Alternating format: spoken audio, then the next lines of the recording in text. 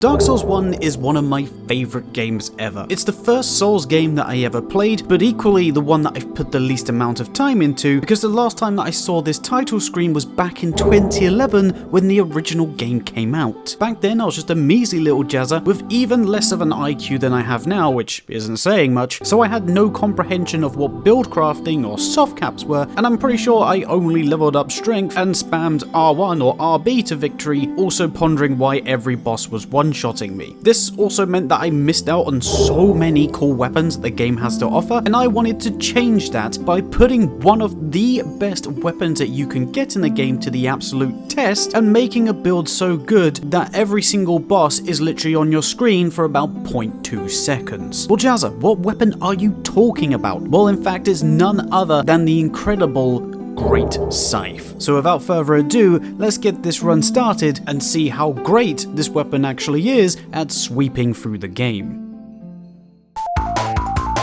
To get this run started, we of course need to make our character, and because again I have no idea how the customization works in this game, my attempt at creating Voldemort to fit with like the Grim Reaper sort of like enemy theme ended up actually looking more like a love child between Voldemort and say Phil Mitchell. But once we have covered him up with the thief's clothing, which also comes with a handy master key, we also chose the black fire bombs as our gift to of course deal with a certain enemy. The reason why we do this is because then when we speak to Oscar on our way out of the Asylum, he'll not only give us the Estus flask, but he'll give us the usual small key he gives us and a slightly bigger small key, which if we use that slightly bigger small key, we can open up the front entrance and get ourselves deep into the middle of Lordran. Now that we're at the Firelink Shrine, we can actually go and get the weapon right now, but before doing that, we made sure to rest at this Firelink Shrine and then head up the stairs to the secret area where these 4 chests are located to grab ourselves some homeward bones, because we're going to be needing those, before then taking our first plunge towards hell, aka the catacombs, because yes,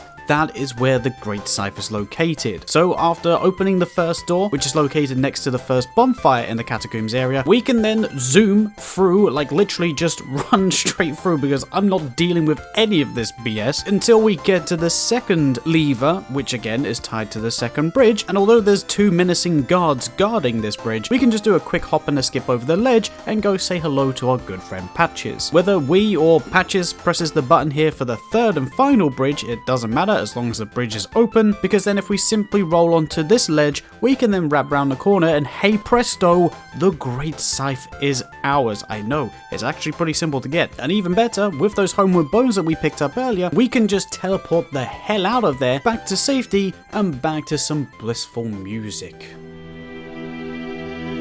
And whilst you're pondering your life choices as to why you even decided to go into the catacombs in the first place, you suddenly realise why it was totally worth it, because the Great Scythe also has minimal requirements. Yes, 14 strength and 14 dex. And because we chose the thief class at the beginning, we actually have 9 strength and 15 dex to start with, so we actually need 1 point into strength to allow us to use the weapon whilst two-handing. We then took a trip down to the new Londo ruins to go and grab the first Firekeeper soul. That's so easy to get. Like, you don't even need to worry about the enemies.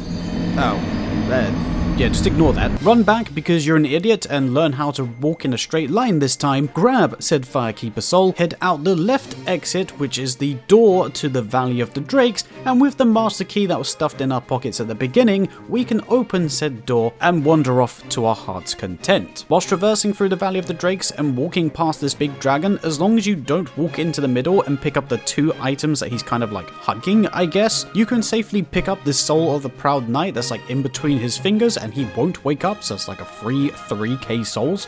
Thank you very much. And if we keep heading past the smaller drakes, there's actually a hidden little cavern with an elevator inside, which takes us up to the Dark Root Basin. Here there will be a bonfire and more importantly a Black Knight, which has a bit of a weird path thing because he's not allowed to actually come into this cave, so if you kind of poke your head out whack-a-mole style and go back into the cave, he'll walk past you but won't see that you're there, and you can just get a free hit on him like every single time. So by doing that same strategy about 10 to 15 times, you'll be able to get yourself your first free kill, yes. And whether or not you get his weapon and the Titanite chunk, the more important item as to why we're even coming here in the first place is just behind him on this body, which is the grass crest shield. The stamina regen you get from this, I believe, is 10 points per second, but either way, in terms of game sense, it's a lot of stamina regen per second, and we can chuck it on our back at all times during this playthrough and get that benefit at all times. Again, there's some more souls laying around the floor in this area, so feel free to pick some of them up if you so wish. And after walking past Andre's guard dog, we can speak to Andre himself, pop those souls that we used, and buy a whole bunch of Titanite shards. All I will say is you need 10 to get this weapon to +5, but the Iron Knight mini boss upstairs that's in front of the second Firekeeper soul always drops 1 Titanite shard, so you only actually need to buy 9 before taking on that guy and getting your 10th. And also pretty much all of the surrounding hollows have a chance of dropping one of these shards as well. But where I'm an impatient sod, I just basically bought them all from Andre anyway, and I guess I haven't really talked about it much in this video so far, but the reason why the Great Scythe is so damn good is because of its sweeping and heavy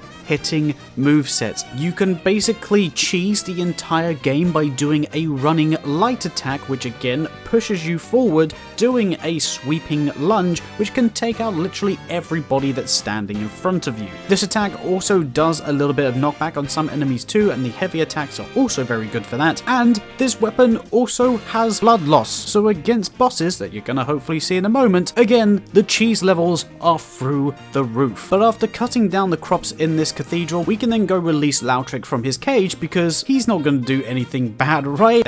He's a good guy, we'll let him go. At this point, I was feeling super confident, so we actually went back to the Firelink Shrine to give the Firekeeper the 2 souls that we had to upgrade our flask to a +2 already. And oh hey, Lautrec, funny seeing you here. Actually, no, I was fully expecting you to be here. I know what your evil scheme is, now die! I don't quite know what happened there, but Lautrec isn't here anymore. I think he had to go somewhere, but he's actually left us a few presents quite nicely. So yeah, we'll put that bad boy ring on. And with our newly acquired Fap ring, we asked our bird friend to take us back to spawn. Here, our fat ass will fall through the floor and meet an even bigger fat ass. But as much as he takes the cake for the biggest backside, we have a slightly bigger brain. This guy can be manipulated into doing the same move over and over again as long as you keep the same distance. And we can go into a repetitive loop of that running light attack that I mentioned earlier, with some usual light attacks and some heavy attacks thrown in there too, and about every 3 or 4 attacks will cause a bleed, so if you rinse and repeat this method for about 2 minutes, the Asylum demon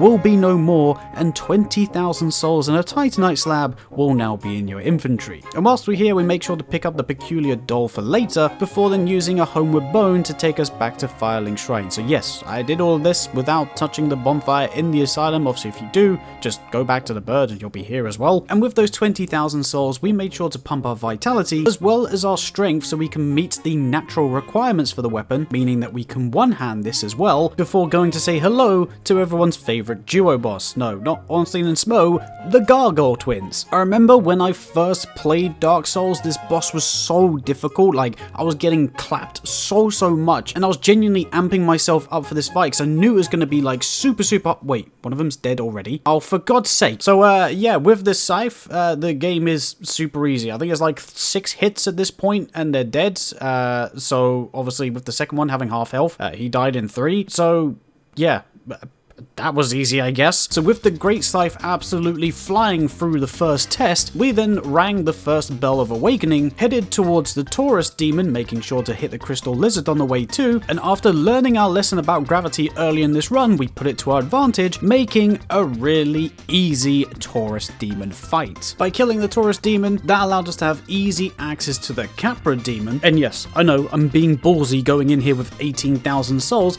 but luckily the Great Scythe is, well, great at dealing with the 2 dogs and of course the boss itself, because again, the standard light attack is a downward slam, which again is perfect for the dogs and anybody nearby because the reach is also so damn good. So by doing the usual strat of going up to the top of the arena, we can make short work of the dogs and therefore short work of the Capra demon and grab ourselves the Depths key. The reason why the Depths is important is because after saying hello to Sackboy and his many minions, we can then open up the chest they were guarding to get ourselves ourselves the large ember. This is an ember we can give to Andre to allow us to get to plus 10 weapon upgrades now, and after going down the chute at the back, we can then attack the giant rat, play a little bit of Tony Hawk's Pro Skater before coming face to face with the gaping dragon. Now, fun fact, you're probably looking at my souls right now and you're probably like, bro, what are you doing? Why have you got so many souls and why have you not rested? It's because I'm trying to do everything without like affecting where I last rested, because I want to do this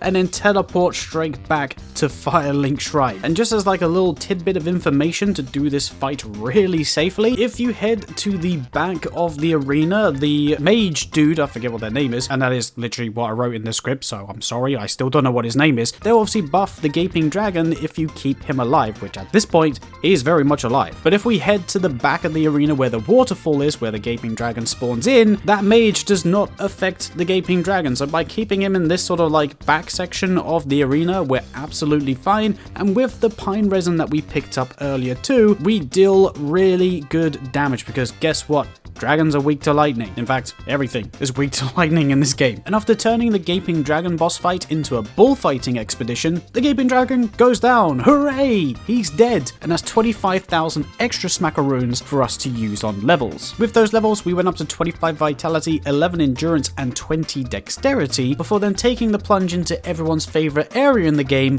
Blighttown. To be honest, it actually isn't so bad coming back here after like so long. I guess I've just played so many games with so many different challenges that, to be honest, it's not all that bad, I guess. We can then just take the lift down and basically roll through the entire swamp, because for some reason Miyazaki decided to put one large titanite shard on one side of the area and then one large titanite shard on the complete opposite side of the area, just adding to the mess that is Blighttown. So after picking up both of those titanite shards and killing every single worm available, which did not drop a single item, by the way, yes, I'm still annoyed at that, we made sure to pick up Power Within, homeward boned it straight back to Firelink Shrine to go and say hello to Andre once more and upgrade the weapon to a +6, went back to the depths, yes, I know, I was here mere minutes ago, and saved our pyromancy friend this time round, because I completely didn't forget about you, buddy, and after accepting a few of his dialogue prompts, he very nicely gave me a pyromancy flame. And with the combination of a +6 great scythe, Power Within, and gold pine resin, quelaag's fight was super simple. All I had to do was run around to basically make sure that I didn't get absolutely smacked by either the explosion or the lava that she laid on the floor. But as you see, about 5 attacks takes her down to about half HP, so about 10 hits in total was all it really needed. She again gave us some really good RNG, just not really doing too much and just kind of staying still, and you can tag her on the like spider legs. So yeah, the long reach of this weapon, a walk in the park or a walk in the spider lair, either way, you can tell by my happy little wiggles at the end. I was quite happy with myself. And after making sure to ring the second bell of awakening, we also entered the ceaseless discharge arena before teleporting out, because again, this guy is an absolute gimmick and dies in 6 hits no matter what. As long as you can get him to come to this fog gate and do that sort of like arm charge where his arm is just sat there waiting for you to hit it, it's GG's. And another 20,000 souls in our back pocket. So with that and quelags, we had 40,000 big bucks to use straight into dexterity to pump our damage even more, and it was then time for Sen's Fortress. This place is obviously as tricky as people say, but again, with the Great Scythe, the snakes go down in about 3 hits, so it's honestly not too bad. And whilst we're traveling through the Playhouse of Death, we made sure to pick up the Titanite shards in either the chest or on the floor, before then speaking to the crestfallen merchant and using whatever souls we had gathered left to buy the remaining large Titanite shards. Again, by having 9 in total, because we used one already if you remember earlier, we can now get this weapon to a +10 using that ember that we also got from the depths. So by grabbing the cage key, which is located just underneath the crestfallen NPC, we can then use the shortcut,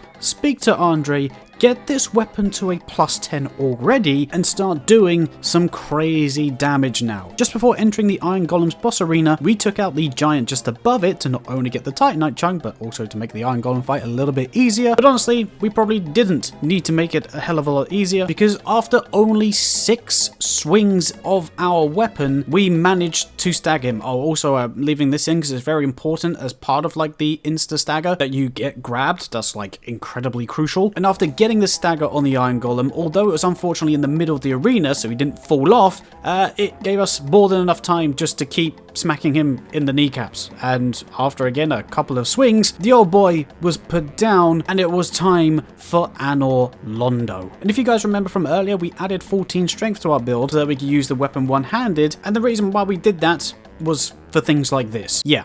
Pretty sweet. And after hitting the one and only speedrun skip that I know in the entire game, we then just used all of the style points we just received to open up the shortcut to Ornstein and Smo, and of course entered the dreaded boss fight for the first time. Now again, this was a boss that I remember spending a lot of time on in my first ever playthrough. I think everybody did, right? But what I do remember is that Ornstein actually drops the Leo ring if you kill him second. From what I remember, you can do crit hits with halberd, which don't ask me why, but the Great Scythe is considered a halberd in this game, but from what I remember, Leo ring can be used. That's why I actually tackled Smo first, after almost dying, mind you. But once I actually herded them into this corner, Smo was actually pretty easy to take down and were doing considerable damage to him. So after watching Ornstein absorb Smo's body size, because yeah, that's how that works, I guess. And after applying the same herding tactics as we did in phase 1 to phase 2,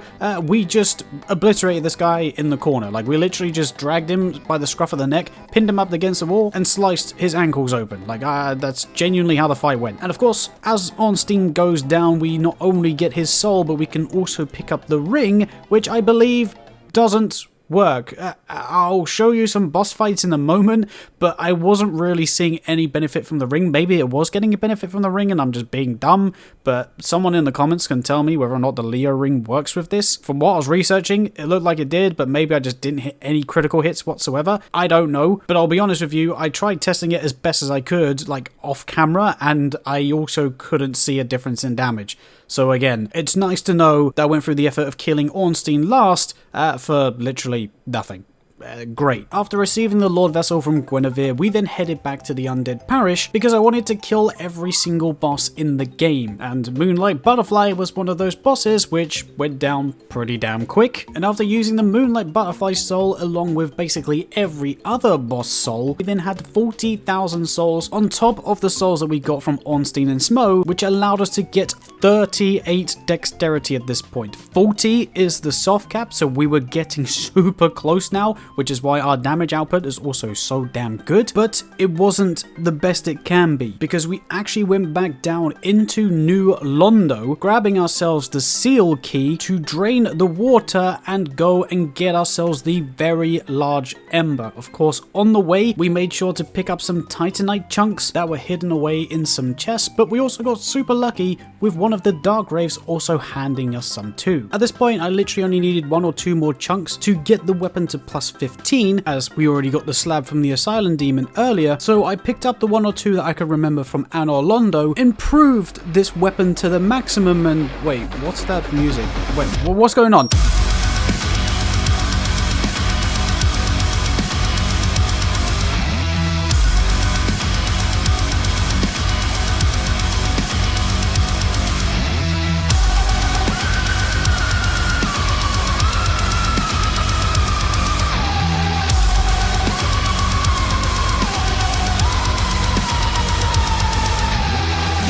Sorry, I kind of lost myself again there. But I think during that blackout, we cleared literally every other enemy in the game bar Gwyn, and obviously now the Gate of Divinity is open. But before we go toe-to-toe with the Lord of Cinder, we still have the DLC to go through. Now, like I mentioned at the beginning of this video, I first played Dark Souls back in 2011. That means I played it without the DLC, and luckily for us right now, we're playing on the remastered version, which does come with the DLC. So after getting the pendant and being teleported back in time, it was in time to take on the Sanctuary Garden. Now, I know just from being around the community that the DLC was considered extremely difficult because basically the enemies in the DLC are much faster than the base game. This, along with Dark Souls 1's clunky and just longer animations to do anything, obviously causes a little bit of a problem, but after getting slapped about by this giant kitty at the beginning, I managed to stay on my feet for longer than 2 seconds, allowing me to actually throw some attacks back myself, and after a couple of hits and staggering him on my second to last hit, it allowed for a fairly comfortable kill in the end. By defeating the Sanctuary Guardian, we could then go speak to Elizabeth, who actually sells 5 more gold pine resins, which we of course lapped up immediately, before then walking into the Royal Wood, where we would eventually have a staring contest against Kalameet himself. Me not knowing what was coming next, I thought we were literally about to fight Kalameet, like I've heard a lot about him, but no, it wasn't Kalameet, it was just the other boss I've heard a lot about, Artorias. This jumping jackrabbit of a boss proved to be a little bit difficult the first time round, especially after he buffed, because not only did I get caught in the explosion, but now his attacks were hitting for a lot more damage, and we did actually die on our first attempt. But with the knowledge that I now need to immobilize this guy so he can't go airborne anymore, we sliced and diced up his legs to stop him jumping around, avoided the explosion during the transitional phase, allowing me to go back to my old ways of face tanking everything and mashing R1 to victory. And with a little bit more fumbling around, we made our way through Ulasil Township, getting one shot a couple of times by these goddamn freaking mages, before then eventually making it into the abyss. And I must say,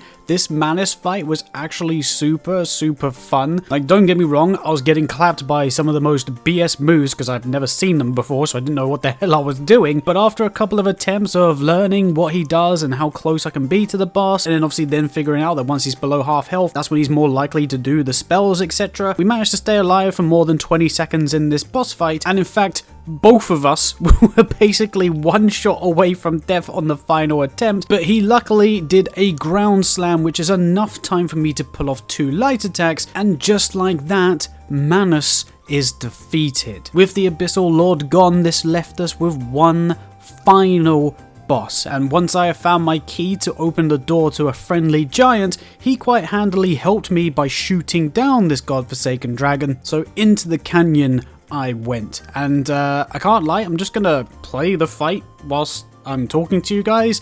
It was pretty anticlimactic. I don't know whether it's supposed to be played like this. It was more or less the Scythe fight, just with a dragon instead of Scythe. Like, if you stay underneath him, like, you're good.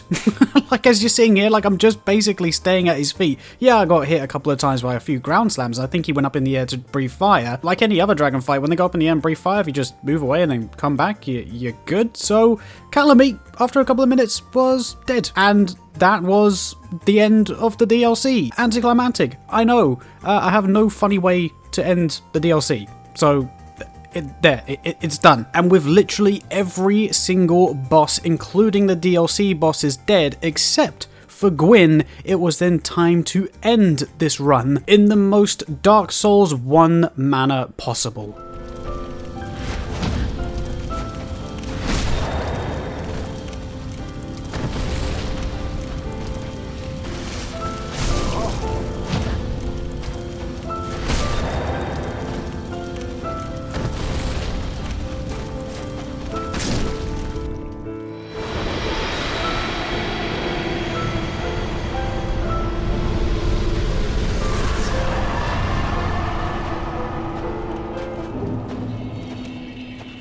And with Gwyn dead, we can literally just walk out the door and hey, look at that, a cutscene. And oh wow, the end credits. Crazy. That's Dark Souls 1 done. No way. So yeah, that is how you can make the Great Scythe super OP, I guess relatively quickly in the game too. I'm sure you can obviously get a few chunks and the very large ember a little bit earlier than I did in this playthrough, but it was super fun to go back to Dark Souls 1 and experience the game again, especially now that I've got more knowledge from playing all the other From Software games and experiencing things like the DLC for the first time. It was just an absolute blast. Obviously, this is something different to the usual Elden Ring content that we do on the channel, so if you enjoyed this video, be sure to let me know by hitting that like button down below, because let's just say if this video gets 500 likes, let's go for 500, I will do some more Dark Souls fun runs like this. And if you want to stay up to date with all of the From Software content that we do, like these runs, be sure to subscribe to the channel, because then that way you won't miss out. But hopefully you've enjoyed this video. Obviously, go have fun making this Scythe build for yourself, and I guess I'll catch you in the next video of whatever it is that we make. Bye bye.